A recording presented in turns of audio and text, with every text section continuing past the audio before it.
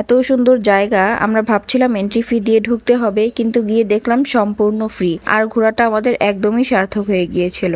আসসালামু আলাইকুম। গত পর্বে আপনারা দেখেছিলেন আমি কোথায় ঘুরতে এসেছি। আজকে দেখাবো বাকি সম্পূর্ণ ভ্লগটি। দেখে আপনাদের কি মনে হচ্ছে, এটা কি বাংলাদেশ? কিন্তু হ্যাঁ, এটা বাংলাদেশই। আমি যখন প্রথমে দেখেছিলাম ভেবেছিলাম এটা দেশের বাইরে কোথাও। আমি একটা ভিডিও দেখে এখানে এসেছি। আর হ্যাঁ, এটা বাংলাদেশই। আমাদের দেশেও এখন এত সুন্দর করে ডেকোরেশন করেছে। আর এই জায়গাটাতে কোনো এন্ট্রি ফি নাই, এটা ভাবতেই আমার কাছে অবাক লাগে। কারণ আজকাল সব পার্কেই, যে কোনো পার্কে ঢুকতে গেলে এন্ট্রি ফি দিতে হয় 100 টাকা করে। তাই আমি শুধু ভিডিও করছিলাম আর করছিলাম, ভাবছিলাম আমি সব দিকগুলো ভিডিও করে আপনাদের সাথে শেয়ার করি। জায়গাটা এত বেশি সুন্দর ছিল, আর সুন্দর সুন্দর মুহূর্তগুলো আপনাদের সাথে শেয়ার করাই আমার কাজ। আর হ্যাঁ, দেখুন আমি যেখানে বসে আছি, যেখানে হাঁটছি, সেই সব জায়গাগুলোতেই কিন্তু ফুলের টব এবং ফুলের গাছ। আপনারা গুনে শেষই করতে পারবেন না যে এখানে কত কত ফুলের টব এবং গাছ আছে। আমি তো সব জায়গাতে হাঁটছিলাম আর দেখছিলাম, এত সুন্দর করে সাজানো এই জায়গাটা, এত ভালো লাগছিল।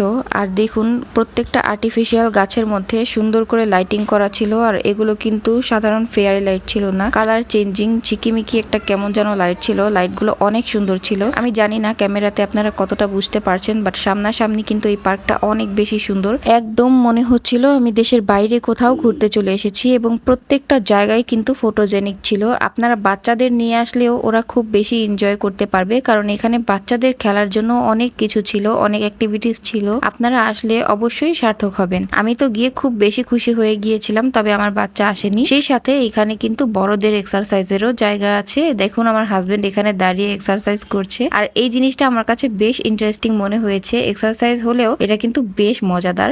আমিও কিছুক্ষণ ট্রাই করে নিয়েছিলাম, আমার কাছে কিন্তু অনেক ভালো লাগছিল। তবে আমার কাছে সময় ছিল না, আমরা এখন চলে যাব, সেই জন্য আমি খুব বেশি সময় ধরে এটা করতে পারিনি। আর এই তো দেখুন আমি হেলমেট পরে একদম রেডি হয়ে গিয়েছিলাম বাসায় আসার জন্য। আমার হাজবেন্ডের সাথে বাইকে করে আবার বাসায় আসছি। আর হ্যাঁ, পার্কটি ছিল বসুন্ধরা রেসিডেন্সিয়াল এরিয়ার এন্ড ব্লকের মধ্যে। আপনারা চাইলে যে কোনো সময় চলে আসতে পারেন। তবে হ্যাঁ, এখানে কিন্তু অটো অ্যালাউড না, মানে অটো রিক্সাগুলো এখানে অ্যালাউড না। আমাদের বের হতে হতে সন্ধ্যা হয়ে গিয়েছিল, তাই আমরা রাতের সময়টা উপভোগ করেছি। আপনারা চাইলে দিনের বেলা আসতে পারেন, তাহলে আপনারা বেশি সময় ধরে দিন এবং রাত দুটো সময়ই উপভোগ করতে পারবেন। আশা করি ভালো লাগবে। কথা হবে পরবর্তী কোনো ব্লগে। আল্লাহ হাফেজ।